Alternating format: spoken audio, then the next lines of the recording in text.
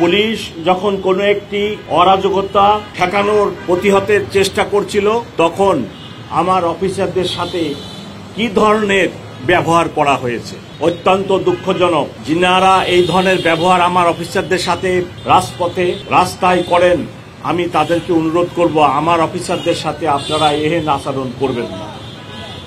আমরা আপনাদের সাথে রাস্তায় কোনো ক্লাসে কোনো সংঘাতে জড়িত হওয়ার জন্য নয়, আমরা আপনাদেরকে সেবা দিতে চাই। আপনারা যে কাজটি করতে চাচ্ছিলেন সেটি করলে সমাজে, ঢাকা শহরে, দেশে একটা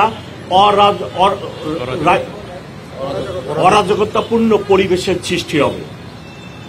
গণ অভ্যুত্থান হয়ে গেছে, সরকারের পরিবর্তন হয়েছে, এখন যদি এরূপ কার্যকলাপ করা হয় তাহলে একটি অস্থির সমাজ, অস্থিরতা দেখা দিবে।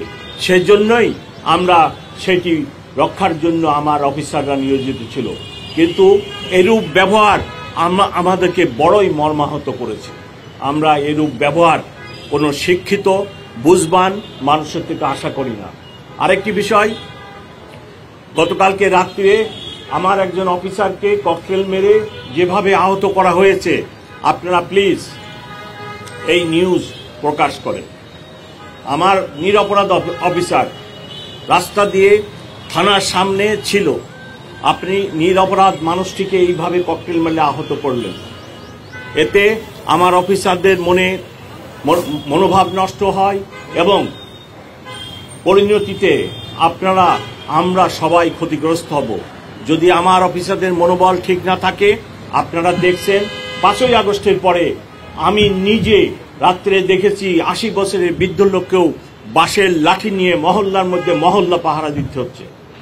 আমার অফিসারদের মনোবল যদি ভেঙে যায় তাহলে আপনাদেরকে আবার এই নিজেদেরকে বাঁশের লাঠি নিয়ে বৃদ্ধ লোককেও রাস্তায় নেমে তার বাড়িঘর এর পাহারা দিতে হবে।